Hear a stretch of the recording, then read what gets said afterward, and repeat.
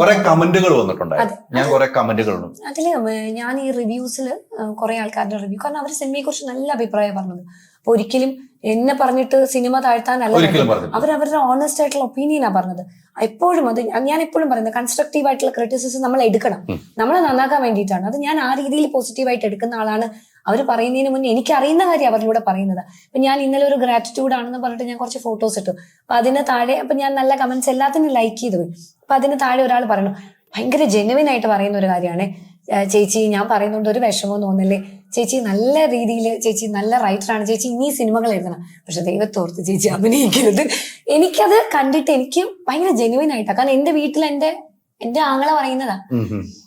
അതുപോലെ എനിക്ക് തോന്നിയത്. ഞാൻ അതിൽ കമന്റ് ഇട്ടു. അപ്പൊ അതിന്റെ താഴെ ആൾക്കാർ, ചേച്ചി തളരരുത്, ചേച്ചി ഇനിയും ചെയ്യണം, ചെയ്ത് പഠിക്കണം, പണ്ട് ലാലേട്ടൻ സിനിമയിൽ വരുമ്പോ എങ്ങനെയാ ചെയ്തത്, സോമേട്ടൻ വരുമ്പോ എങ്ങനെയാ ചെയ്തത്. അപ്പൊ ഞാൻ സാറിനോട് ചോദിച്ചു, സാറേ ഈ സെൻസർ കഴിഞ്ഞപ്പോഴും ഇതിലും എല്ലാം ഇത് ആദ്യം തന്നെ കേട്ടോ, ഇത് സിനിമയിൽ വരുമ്പോ തന്നെ ഇനിയിപ്പോ പറയാലോ, ഇത് എടുത്തു വെച്ച് എല്ലാവർക്കും ന്യൂസ് ആയിട്ട് വരാം, അത് കുഴപ്പമില്ല, കാരണം ഉള്ള കാര്യം പറയുന്നതിന് എന്താ.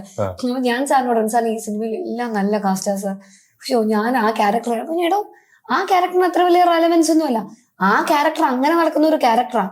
അങ്ങനെ നടക്കുന്ന ഒരു ക്യാരക്ടർ ആയതുകൊണ്ടാണ് വിജയമോഹനെ കൊണ്ട് അത് ചെയ്യിപ്പിക്കാൻ പറ്റുന്നത്. അതേസമയം വളരെ ഫോർമലായിട്ട് ഇരിക്കുന്ന ഒരാളാണെങ്കിൽ വിജയമോഹൻ ഒരിക്കലും വരില്ല. അപ്പൊ വിജയമോഹന് ആ കുട്ടിയോടുള്ള ഒരു കമ്മിറ്റ്മെന്റ് ഉണ്ട്. അയാള് കാരണം ജോലി നഷ്ടപ്പെട്ട ഒരു കുട്ടിയാ.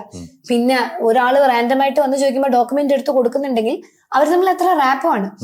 ആ ക്യാരക്ടർ ആദ്യം ഇപ്പൊ ചെയ്യുന്ന അതിന്റെ പണിയുണ്ട്, അതിങ്ങനെ ഓടി നടന്ന് ചെയ്യുന്നു. ലിറ്ററലി എന്തൊരു ക്യാരക്ടറാണത്. അപ്പൊ സാറിന് താനായിട്ടാ ചെയ്യേണ്ടത്, ആ രീതിയിൽ എനിക്കത് വേണ്ടെന്ന് പറഞ്ഞു.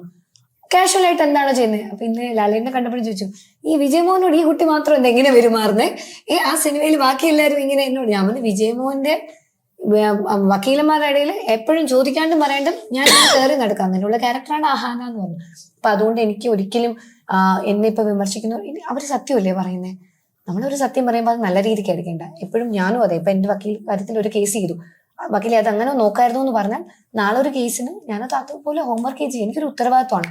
ഡെഫിനറ്റ്ലി എനിക്ക് അതിന്റെ ഉത്തരവാദിത്വം ഞാൻ എടുക്കുകയാണ്. ഞാനൊരു ബെറ്റർ ആളാകണം, ബെറ്റർ ആക്ടർ ആകണം, റൈറ്ററും ബെറ്റർ ആക്കണം. പല ഏരിയയിലും ഇപ്പൊ കാണുമ്പോഴത്തേക്കും പല രീതിയിൽ നമുക്ക് മാറ്റായിരുന്നു തോന്നുന്നു. നല്ല രീതിക്കാണ് ഞാൻ അത് എടുക്കുന്നത്. സിനിമ സ്വീകരിച്ചതിന് എനിക്ക് ഒത്തിരി നന്ദി മാത്രമേ ഉള്ളൂ. ഈ പറഞ്ഞില്ലേ ഇപ്പം പല റിവ്യൂസ് കണ്ടു എന്നൊക്കെ എന്നോട് ചോദിച്ചില്ലേ, ഈ റിവ്യൂക്കാരും ഈ മീഡിയാസും അല്ലേ ഞങ്ങളുടെ സിനിമയെ ഇത്രയും വിജയിപ്പിച്ചത് അല്ലെ.